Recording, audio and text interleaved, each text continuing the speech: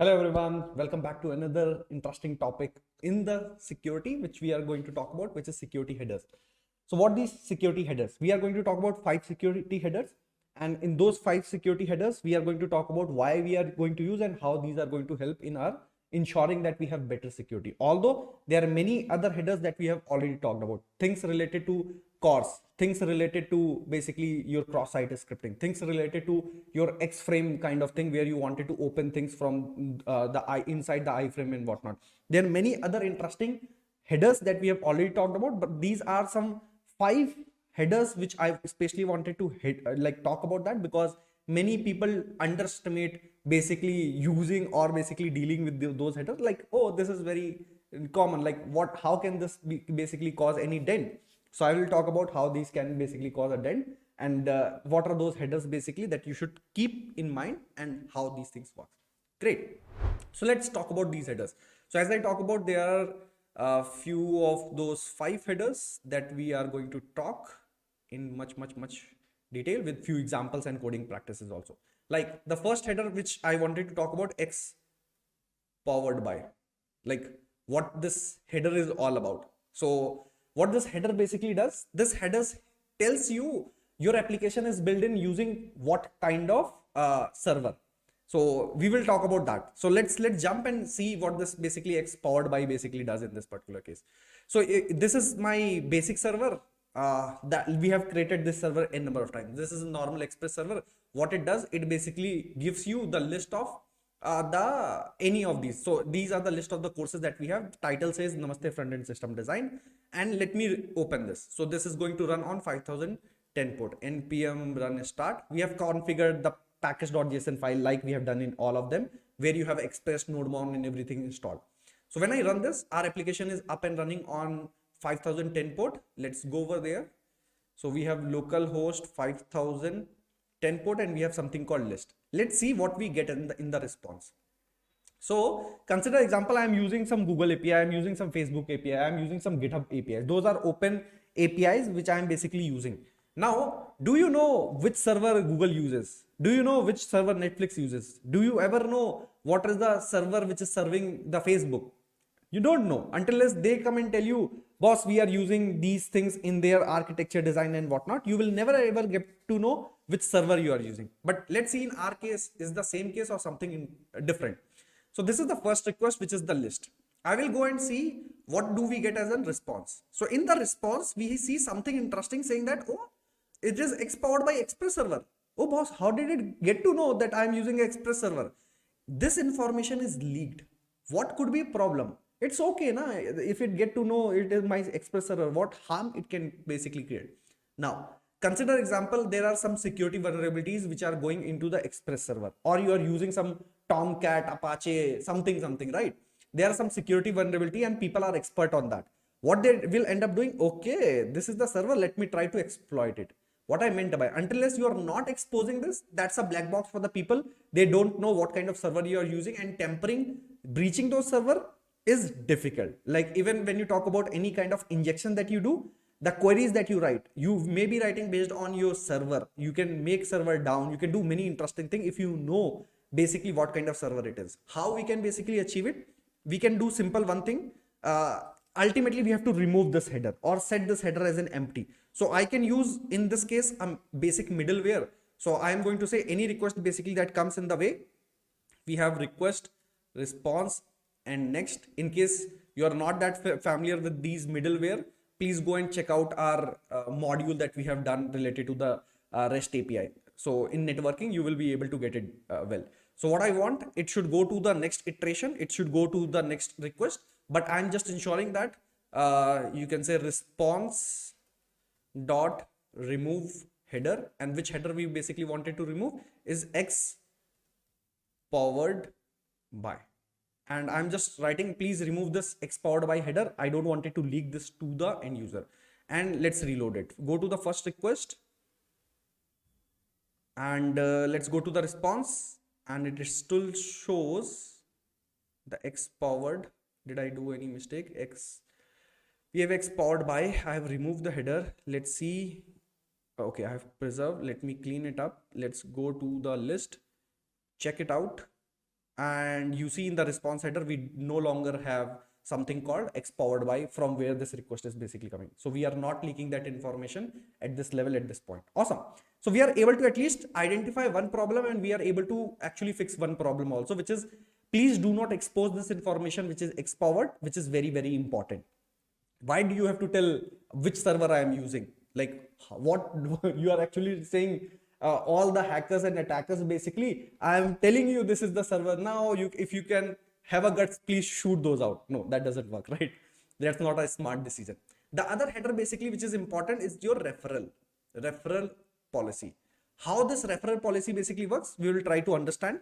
Example, when you share your YouTube video or a LinkedIn post or any of these posts from one platform to the other platform, so end of the day, in your telemetry, in your metrics, you are able to see from which sources these traffics are coming. Reason being, whenever we do click, whenever we navigate, whenever we load certain things, right?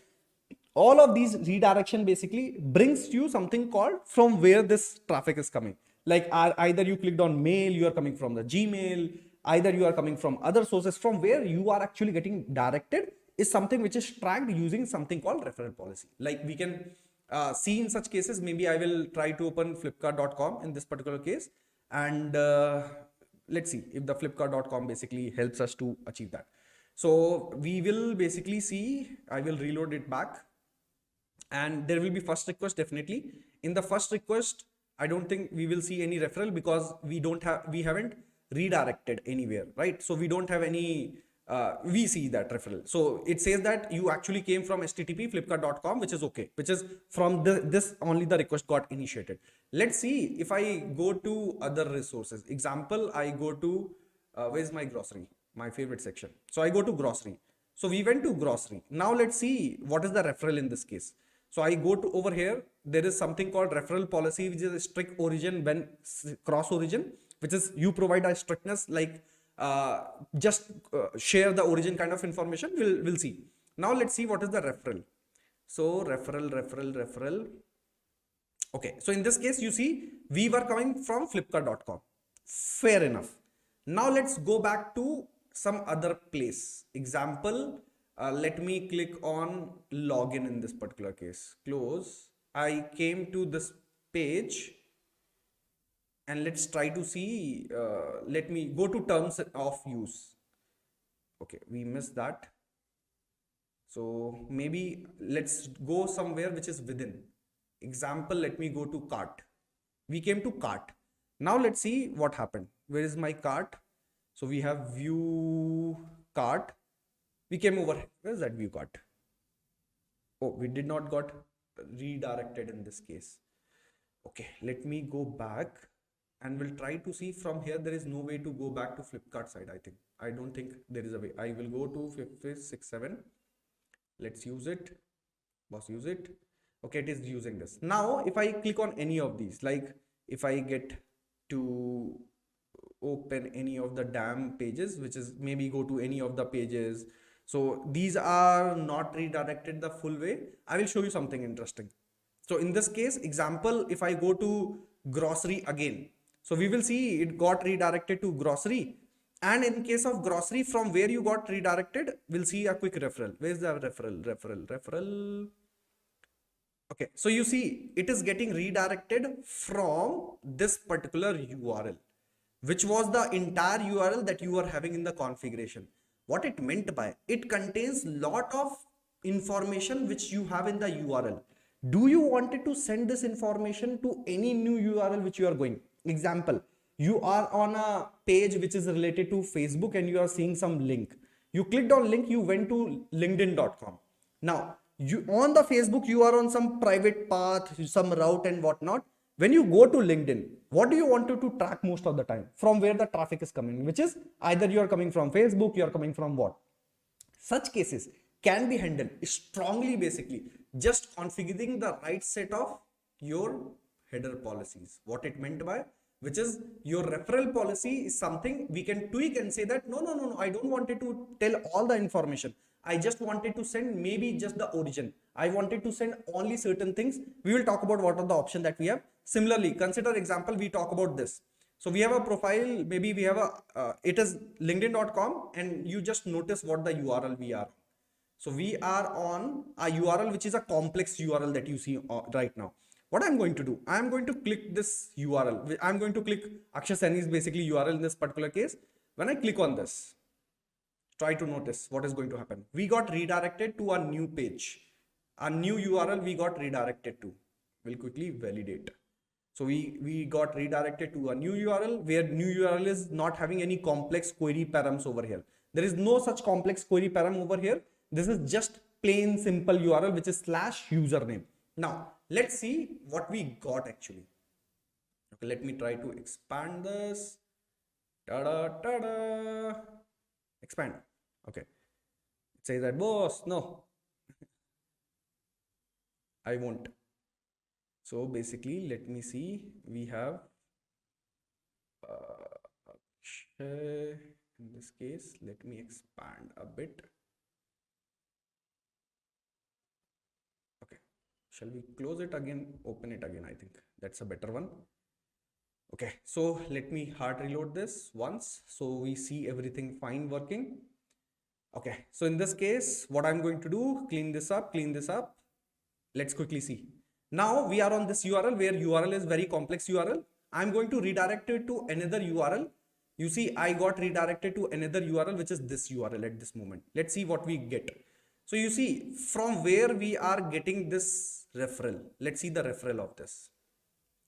You see the referral is basically result dot, if you see /search /result /all, and there is some key and some other information.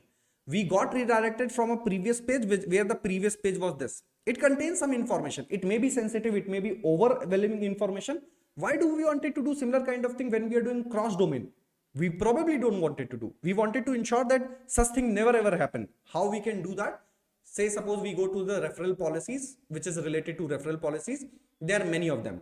I don't want it to send any of the referral. No referral. If I redirect from one place to the other place, I don't want to tell from where I am coming. I don't want it to send the referral when I am downgrading. I am on HTTPS, but when you are redirecting to HTTP, probably I don't want it to do. I wanted to send the origin, just origin. Or probably I wanted to send the origin that is cross domain. Within the LinkedIn, I'm okay to send the entire URL, no problem. When going from LinkedIn to WhatsApp, or you can say Facebook to LinkedIn, in cross domain, I just wanted to ensure only this happens. I wanted to ensure referral basically works in the same origin, a strict origin. There are many such things basically that happens. In terms of the configuration, you can always go explore all the configurations that we have. So what I meant by this is one of the powerful thing which many people basically don't take it seriously, and they ended up into getting those problems. Now, referral policies, it seems like, oh, how it can hamper. Basically, you can end up revealing a lot of interesting information of your own application if you don't set the right side of referral policy, right? You are leaking your entire URL whenever you're navigating from one page to the another page, one domain to the other domain. This is something you have to take care of. Please take a note. Now, coming to the other one, which is related to your X content type option.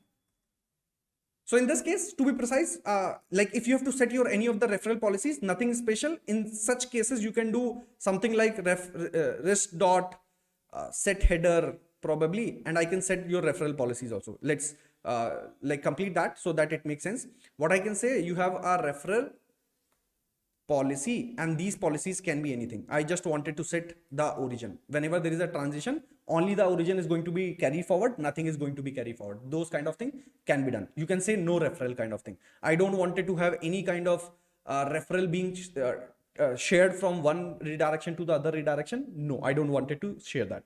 Now, coming to other thing that we talk about, X content type option. In this case, what happens? Let's try to understand from a very simple example. Consider example, you have a client, which is your browser, and you have a server. Now, what happened? In case of client is basically expecting, oh, give me a page which is a .jpg, you can say an image which is a JPG image. So this is an image that you are expecting. What happened?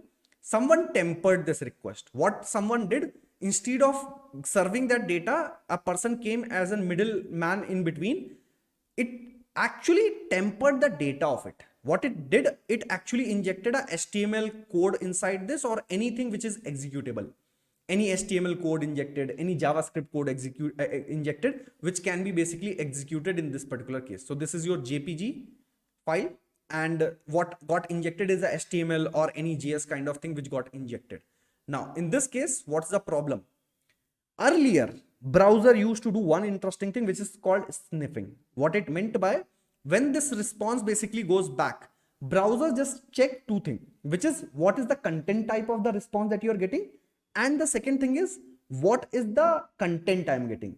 Sometime, depending on your content, browser understand, oh, you actually wanted to send the HTML, let me upgrade the content type and consider it as an HTML. But the original file that you requested was JPG, which was an image. Now, what happens? Say suppose someone actually, a man in a middle basically injected some harmful script. Those are going to be executed and your system is going to be boom. Like, you did not expect that to happen because your browser actually upgraded, you can say changed the sniffing type, change the content type, and consider the content type based on the content instead of the content type which was in the response. To avoid such things, basically what we do, we have something called to set this content type option that you can set over here. So I can just copy this and basically set over in the header, saying that response dot set header again, and saying that please do not do any sniff. So no sniff basically we call. So why this is called no sniff? Basically, I don't want any kind of sniffing. You don't have to do a smart work. Don't do any prediction. Whatever content type I'm saying it is a text, I'm saying it is an image. Please consider that. Don't do over engineering, over smartness, deriving that content type from the content. Please don't do, because anyone can temper the content and basically ended up into some wrong state that we don't want.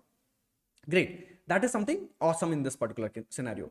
Now there are a few more headers basically which I wanted to especially talk about. One of the header in such cases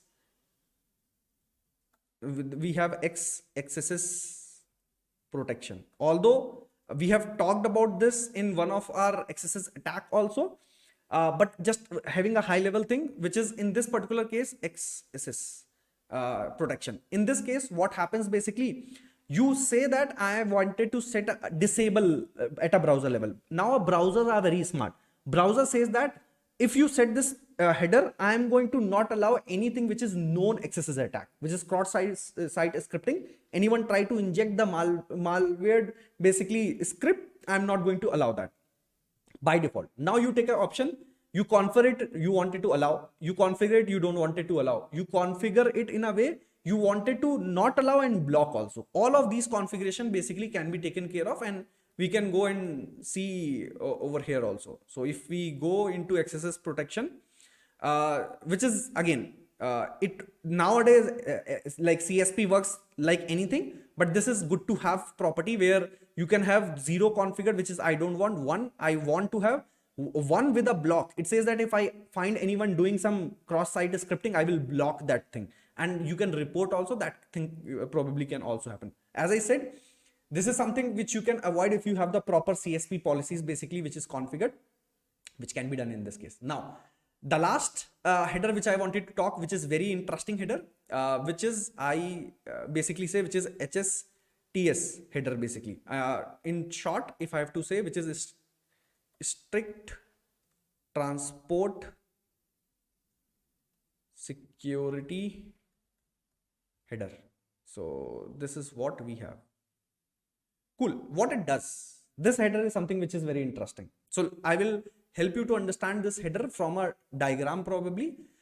What we have, this header says that, consider example, you have an application which is running on HTTPS and you have something which is on HTTP also. Now, what you want, any request which is coming from HTTP, you want those requests to be automatically redirected to HTTPS, so that anyone is not able to access a HTTP platform. Like, you don't want to serve a non-secured application at all. What you do, you configure a header which is your like strict transport security, which we'll try to do. In that case, we have to do two ways. One, if someone try to access a HTTP, it goes to the server. Now in the server, you have to write a logic which says that if the request is coming from the first time as an HTTP, please redirect it to HTTPS. Please redirect it to HTTPS. That is one. Now HTTPS will be basically go to the server, and server will set something which is called strict transport security header. That is a header which is set. What it meant by, next time if you will come with the HTTP, I won't let it go from the browser itself. Any subsequent request, browser itself says that, oh, there is some header which was already set respect to that. I am not going to basically allow. I know internal redirection with the 307, and I don't even, I will myself basically take care of converting from HTTP to HTTPS, and then basically I will make a request to the server with the HTTPS only. This is something interesting. This is something interesting. What I meant by in this particular case. So you don't want it to expose your HTTP server at all, but you want people to have a capability. If you try to access HTTP, I wanted to redirect you to the HTTPS, which is my secured application. This header, which is a strict transport security, which we call it HSTS basically header, helps you to do that, where you have to take two steps. First time you have to redirect to the HTTPS. Next time it says that I will take care of. Now, in order to ensure that this basically goes well, you have something called initially preloaded, you can say, even if you want the first time also to be avoided, like you don't have to do this redirect and whatnot, this can be done. There is one smartness which I will tell you. That smartness is, there is something called HSTS preload.org, where you can enter your domain and you can actually submit for that. Example, if I go to google.com, let's see if that is configured or not. So it's checking for Google. Google co.in is basically not set for that. So let's see for google.co.in. It's not there. Let's see for paypal.com.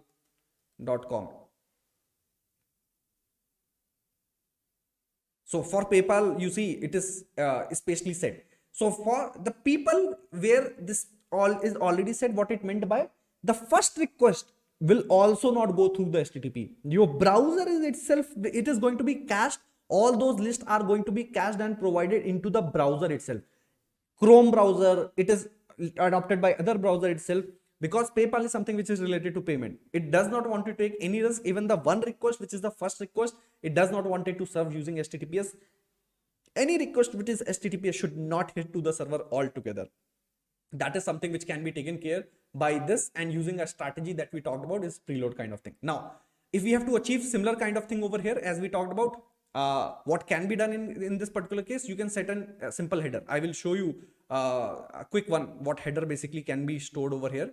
So I'm just using a header which is strict transport security, which says that this is the age you should remember on the browser. I wanted to do this redirection for my all the subdomain, and I wanted to use the preload, which is the preload which I have showed, right? That is what basically we can leverage. Now it says that what if you wanted to have the first time redirection?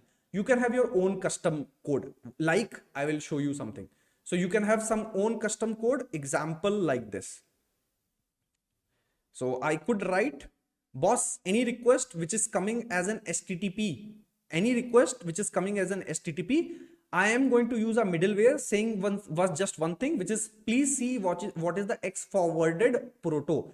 If it is not HTTPS, please convert and redirected request to the HTTPS on the same URL configuring, just converting your HTTP to the HTTPS. So you can leverage your X forwarded proto, which gives you information about your protocol, and that can be leveraged.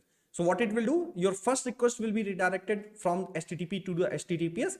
Rest subsequent request will be taken care by this script transport security. And if you wanted to avoid your first request to reaching to the server, you need to go to the website and you need to basically punch in and get those validated. Once it is whitelisted, your job is done. Now this is something interesting, and we can see all those headers also. Like we talked about transport security. Let's see if it is configured over here. In the response, content option, no sniff that we see, that is already there. Referral policy we have already seen. This is the referral policy that we have seen. We were talking about transport HTTPS. We don't see HTTPS transport configured over here, which is okay. Let's go to LinkedIn and probably check that out for any of the request. let's see if they have configured it. You see strict, so it says that you have a strict transport security, and this security basically talks about this is something which is the header which is configured in case of your LinkedIn. So with that, just wanted to again quickly summarize. X-powered is something you don't want it to leak any of the information of your server. You don't want it to leak extra information whenever you are having any referral redirection kind of thing. You don't want browser to take a call which kind of data basically is depending on either you are loading from the like based on the content. You don't decide your content type. That is what it meant by your XSS protection. By default from the browser itself, you wanted to enrich the first level protection regarding your cross-site scripting. You can leverage this. And we have something called HSTC, which is a strict transport security. You wanted to ensure your application is exist only on HTTP. Yes, not HTTP is something which can be leveraged from here. I hope you find something interesting over here. So we will keep learning, keep enjoying together, and we have so many other interesting things to cover. With that, see you in the next episode.